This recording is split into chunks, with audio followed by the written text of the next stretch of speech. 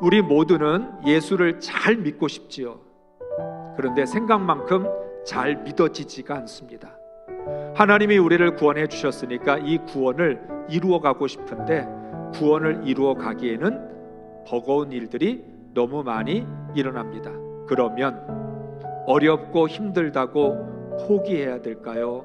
아니면 어렵고 힘들어도 계속해야 될까요? 예수님이 길이요 진리요 생명이라고 말씀하셨습니다. 그러니까 예수를 믿는 것은 포기할 수 없는 일이에요. 왜냐하면 이게 길이고 진리고 생명이라고 한다면 그렇게 쉽게 포기할 수는 없잖아요. 그러면 어떻게 해야 될까요?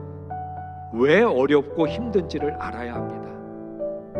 왜 이 세상에서 믿음으로 사는 게 힘든 건지, 왜 구원을 완성해 가는 것이 어려운 건지를 우리가 깨달아야만 이 어렵고 힘든 것을 넘어설 수 있겠죠.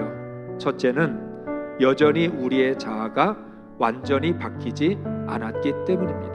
구원을 받았는데 구원 자체가 문제가 아니라 구원을 받았음에도 내가 아직 완전히 변화되지 못했다라고 하는 사실이 나로 하여금 세상에서 믿음으로 살아가는 일을 어렵게 만들고 있는 것입니다.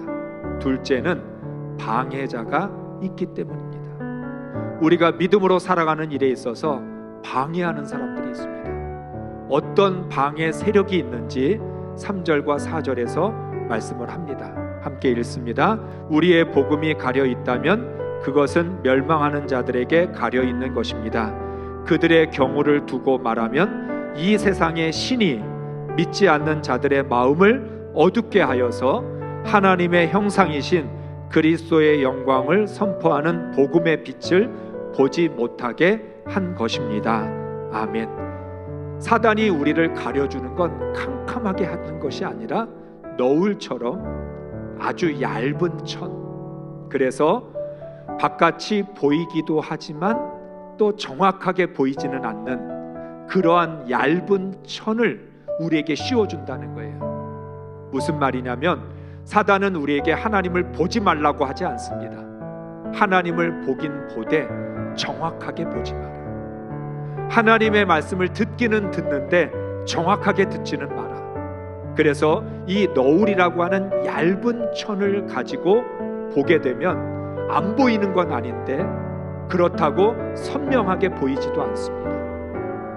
바로 사단이 하나님을 예배한 예배자들에게 세상에 너울을 씌워주면서 너가 하나님을 보기는 보되 정확하게는 보지 마라.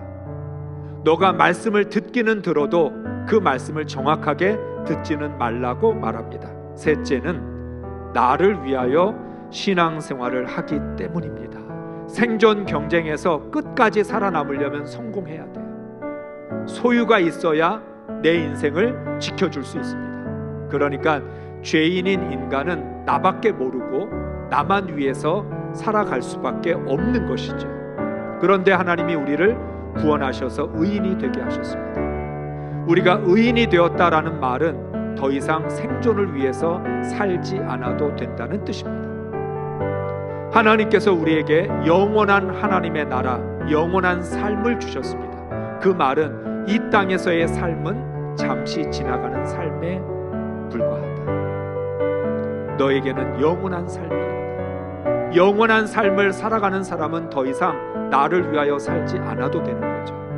하나님을 위하여 살게 됩니다. 그래서 성공과 소유를 위한 인생이 아니라 영원한 하나님의 나라를 위하여 하나님의 영광을 위해 살게 된 것입니다. 구원이라는 건 무엇입니까? 나밖에 모르고 나만 위하여서 살던 사람이 하나님을 위하여 살고 하나님의 영광을 위해서 살게 되었다는 것입니다. 더 이상 생존 경쟁에서 살아남는 게 중요한 것이 아니라 영원한 하나님 나라의 가치를 위해서 살게 된 것이죠.